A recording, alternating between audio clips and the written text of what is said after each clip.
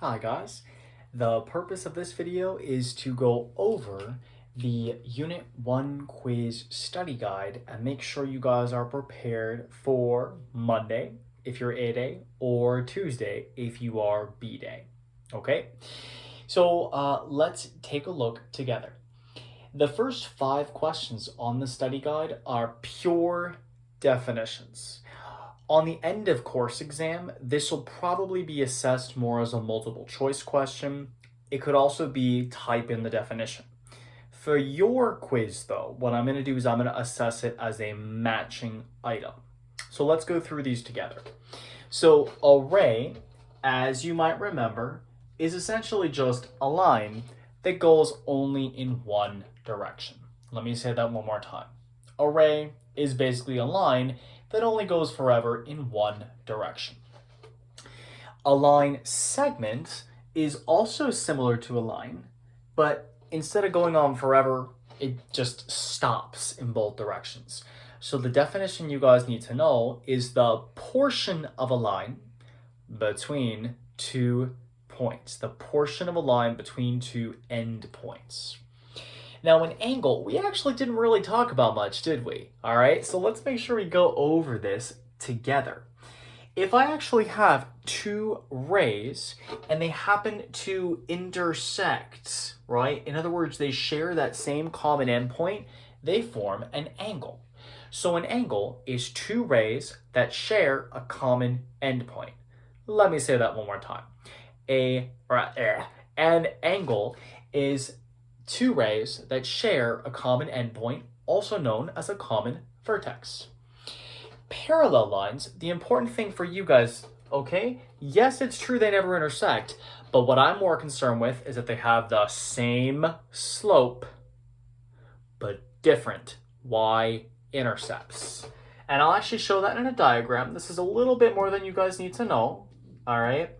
But if you guys remember from last year, like slope-intercept form, all right? An example of parallel lines could be something like this. Y equals 2x minus 4 and y equals 2x plus 1.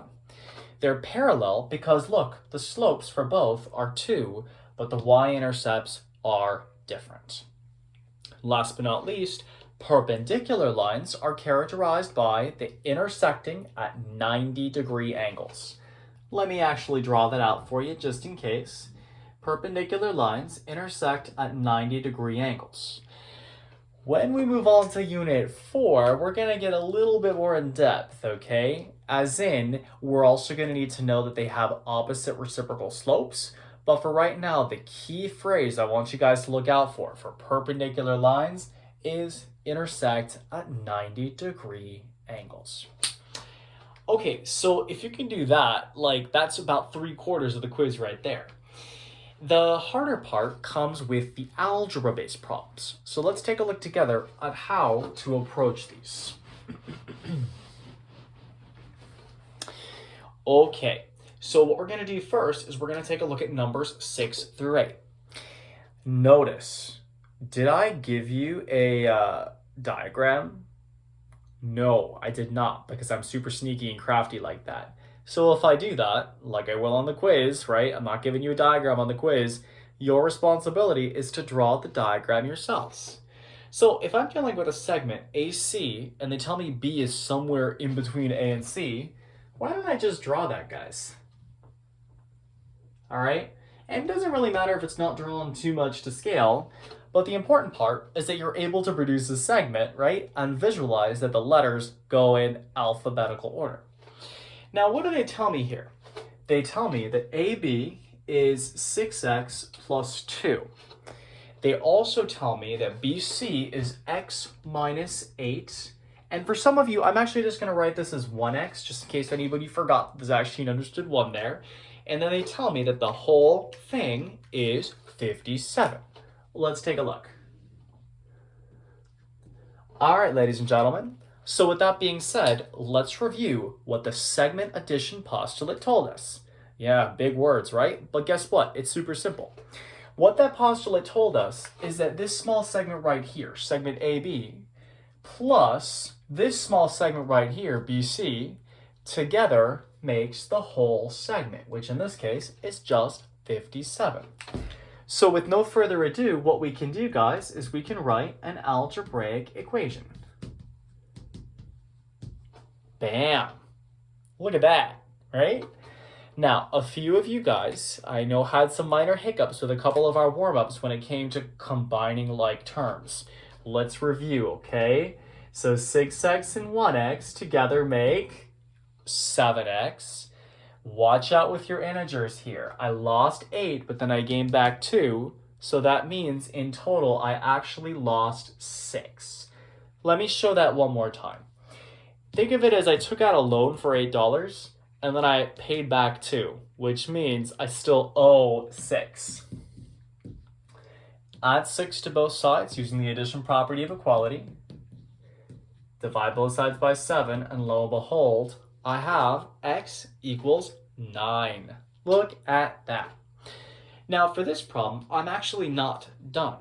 What they asked me to do is they actually asked me to find AB, and they asked me to find BC. Now, in class, I had a few people make the mistake. A couple people just wrote this. Guys, I know that that's the algebraic expression that represents each one, but that's not what they're looking for in the problem, right? What they're looking for is an actual number.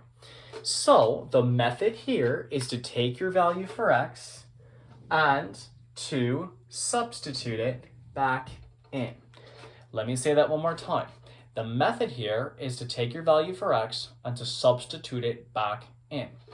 So when I do that, over here, I get 6 times 9 plus 2. That gives me 54 plus 2, which is 56. And over here, I get 9 minus 8, which is 1. Let's check. Do 56 and 1 when combined make 57? Yes, guys, they do. So this is a pretty good example of the kind of problem you can expect as far as segment addition. Just watch out with the combining like terms. Make sure that you're very careful with your integers. All right? So if you need to write this down, by all means, pause me. All right, get it down. Make sure you understand. And we're going to move on to numbers 9 and 10.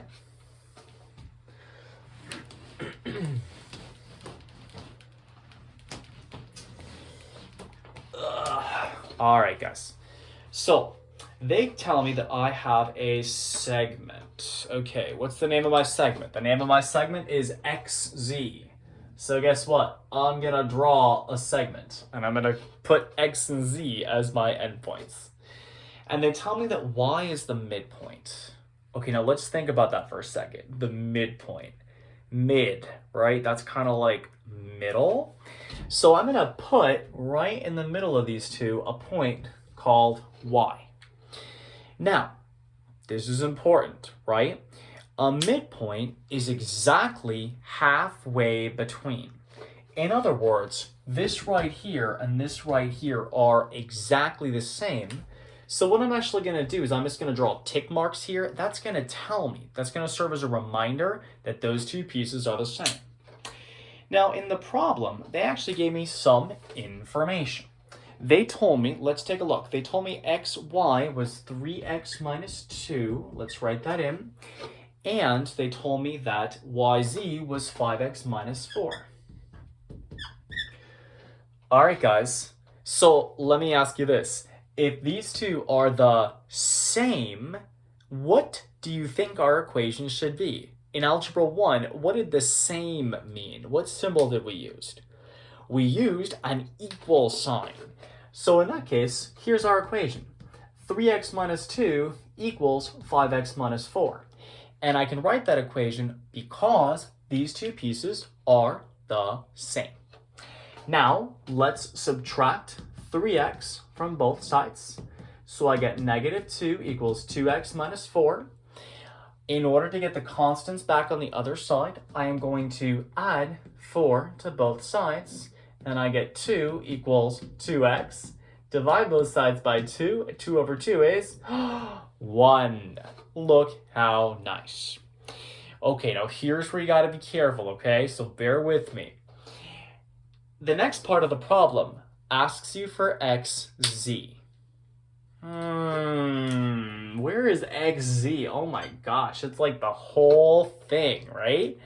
So guess what you have to do? You are going to have to plug back in, but then you're going to have to combine the lengths in order to get the length of the whole thing. For those of you guys who are seeing a shortcut here, yes, you are correct. Because these are the same, I can just plug back into one of them and then multiply it by 2, right? Because there are 2 of the same pieces. Let's try that together, okay? So here, I'm going to do 3 times 1 minus 2. That's 3 minus 2, that's 1. So this piece is 1, this piece is 1, and how long is the whole thing? Oh my goodness.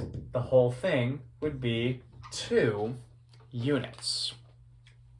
So, in a nutshell, guys, the vocabulary is going to be what really builds up your score on this quiz. Definitely put some time into working out those definitions. I've also given you them in written form in the solutions guide, okay?